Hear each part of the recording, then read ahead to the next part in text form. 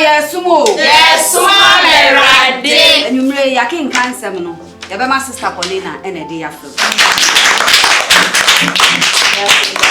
You may yakin cancer, no. You better free.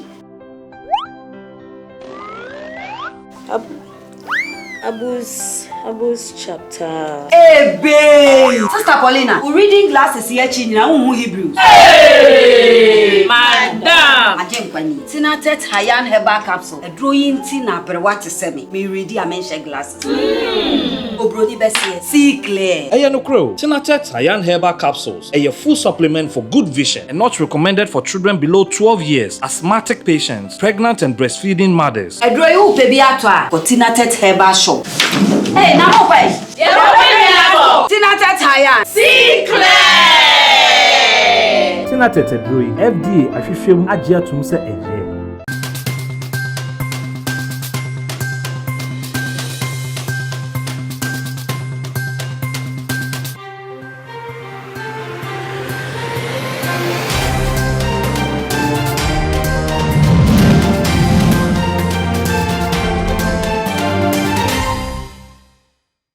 Adesha my mama kwa ba de ba je Ghana TV eso ebredu sesam hodo ya bobwa no ya de ever so mo kase bokwan so we eye kase bote wo share me live or YouTube, Facebook and Instagram. Subscribe, like na share Emma afofron so intimi and should be me amaje bra medical si we ever so mo eye me da chehima ajoa nati afeyamora ensamono emu.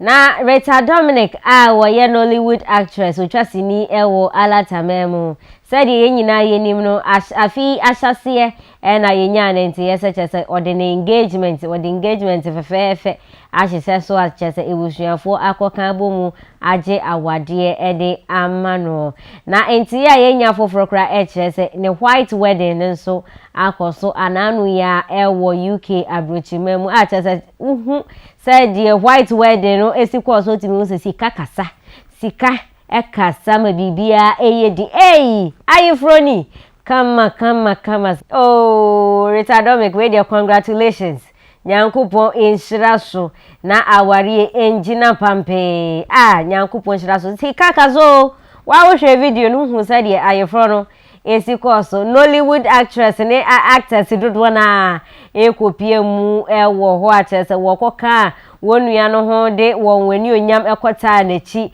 ma ayefro no eye kama na ayefro ni ko na yeye na eye sinitweni ba kwa ono so wala tamemu Nollywood actress ba kwa ayefro na chioma akota se nyina ye nim no onso de ababetudwa chese blasting pa wo blast bloggers yi chese abra ayefro no ko so videos ahodro wo twitwa ye na bloggers yi bi ono say bloggers no ewie video no esan say wo mo anka nkyere no wo mo ensiki ne permission bia na wo mo akotwe video no de ye wo mo stories ahodwo post ahodwo atese wo kire wonim hunim die bia wo mo anka hwe ankyere ne ye fire for fire ono nso abeso ne camera si so atese bloggers for no what to be de amawo.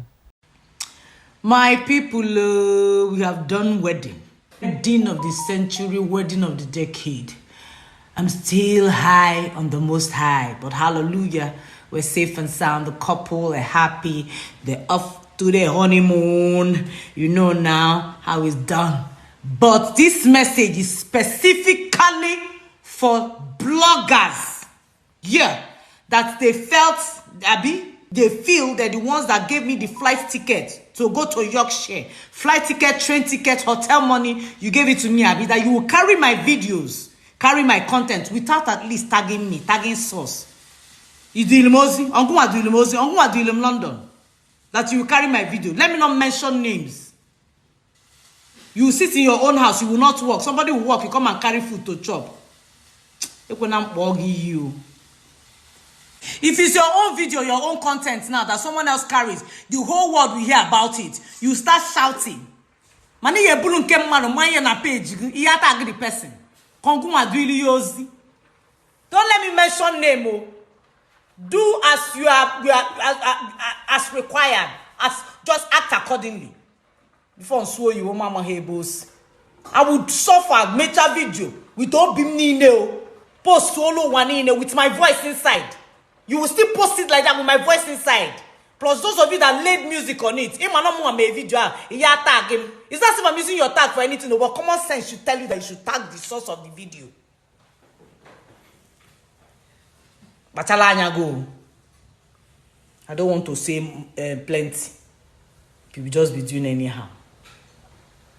Ain't bloggers na watching videos na wo mo anka nkyere no ayefro videos no ene ono anka za ne personal videos bi a wo ye a wo kwatwetwe ye de be ye wo mo stories wo mo NCK ne permission wo mo na o mo je wo mo chefa saa no ebusi ha na brama kwai e ma yere kase bo no ABC Rita Dominic won so ye ma congratulations papa nyankopon enhyira awade so na enjina ewo nyankopon dimu edi ameje so eye da chehema ajoa Nati, asida kesiye, nkoma glitter and glow skin, Kinaata table, and a Janelle organic foods. Diedi ho, nkoma production crew. Wa waje brands are remenso. It has a papa, makrama. Sorry. Oh, Doc. Yes, Waba. And youบอกDoc. I want to know why you did. When that's why she. I've said you need to turn your man. No, see the young kukru. So your stomach was said that you had been so sad by count. And then crying. Meaning said if you be forcing I don't know. Test results natural say when you malaria when emoji. Yeah, 3D. Yes, malaria. Nani yem no so we no here. Kinaata tomac and Kinaata malake. Fama no na no ho betono.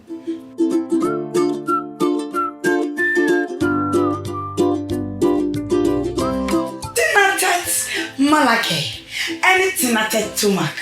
I'm on my free. Kinaata malake eyema obi a wanya malaria fever na Kinaata tomac mixture eyema obi a wanya indigestion yen hwehwemu hu so wanya malaria and sign na wafa adroi not recommended for children below 12 years. Pregnant or lactating mothers should consult a doctor.